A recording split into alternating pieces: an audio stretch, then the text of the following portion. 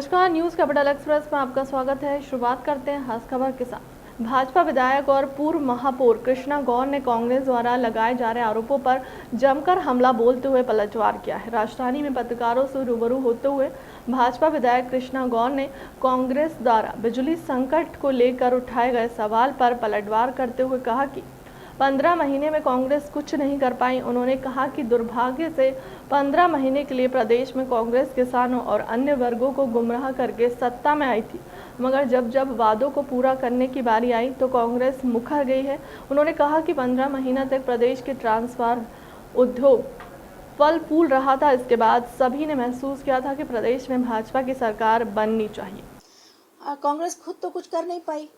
15 महीने की सरकार दुर्भाग्य से इस मध्य प्रदेश में कांग्रेस की जब बनी तो कांग्रेस के कुशासन में मध्य प्रदेश के विकास की बड़ी बड़ी बातें करके तो आए थे, गुमराह करके लोगों को, किसानों को गुमराह करके सत्ता में आए थे, और जब उन वादों को पूरा करने की बारी आई तो मुकर गए। तो वो खुद तो कुछ कर नहीं पाए। 15 महीने के कुशासन में एक ही उद्योग फल फूल रहा था, ट्रांसफर उद्योग, और यही कारण है कि उनके अपने ही परिवार में फूट डली और जो वादे करके वो आए थे जब वो पूरे नहीं कर पाए तो सभी ने इस बात को महसूस किया कि भारतीय जनता पार्टी की सरकार बननी चाहिए।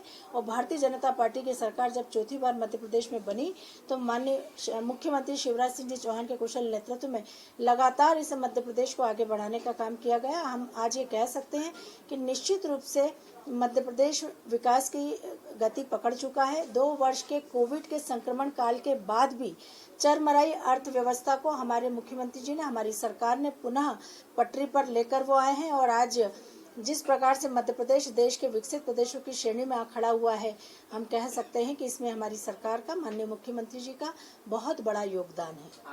देखिए, अंतरिम रिपोर्ट पिछड़ा वर्ग कल्याण आयोग की तैयार हो चुकी है, जिसे आज 5 बजे माननीय मुख्यमंत्री जी को सौंपी जाएगी और उसके बाद माननीय मुख्यमंत्री जी कैबिनेट में उस पर सबसे चर्चा करेंगे और उसके बाद सरकार उसे कोर्ट में प्रस्तुत करेगी, जो आने वाले समय में जैसा संकल्प माननीय मुख्यमंत्री जी का, भारतीय जनता पार्टी की सरकार का है कि हम पंचायत चुनाव 27% आरक्षण पर ही कराएंगे।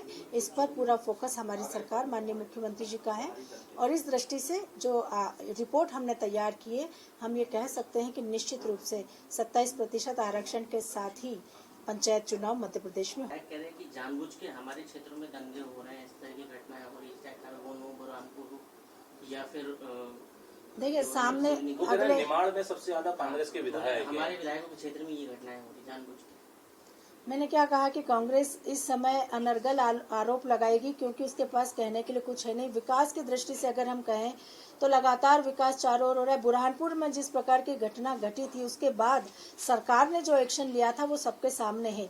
और सिर्फ अकेले बुरहानपुर में ही नहीं, बल्कि जहाँ जहाँ भी इस प्रकार की घटनाएं घट रही है, सरकार बहुत एग्रेसिव पीसीसी को देगा। क्या लग रहा है कि अब मॉब लिंचिंग जो सिवनी में हुई है उसको लेकर सियासत शुरू हो गई अब तो?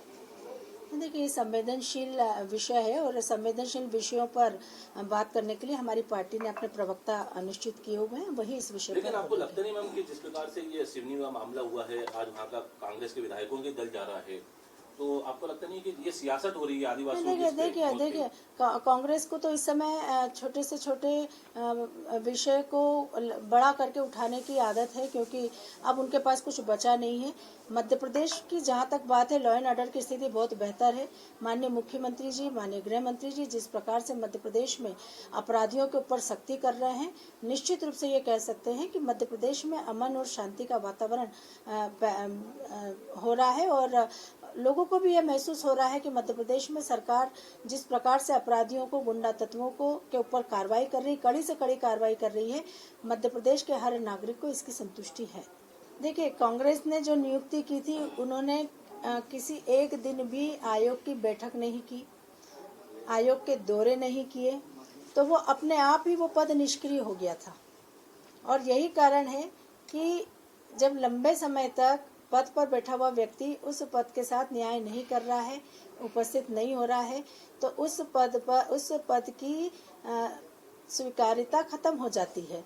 और इसीलिए मध्य प्रदेश में भारतीय जनता पार्टी की सरकार जब बनी और पिछड़ों के संरक्षण के लिए, पिछड़ों के आरक्षण के लिए जिस प्रकार से संकल्प होकर हमारी सरकार काम कर रही थी, मैं ये कह सकती हूँ कि निश्चित रूप से भारतीय जनता पार्टी की सरकार संकल्पित है मध्य प्रदेश में पिछड़ों को आरक्षण दिए जाने के लिए और निश्चित रूप से पंचायत चुनाव 27% आरक्षण के साथ कराने के लिए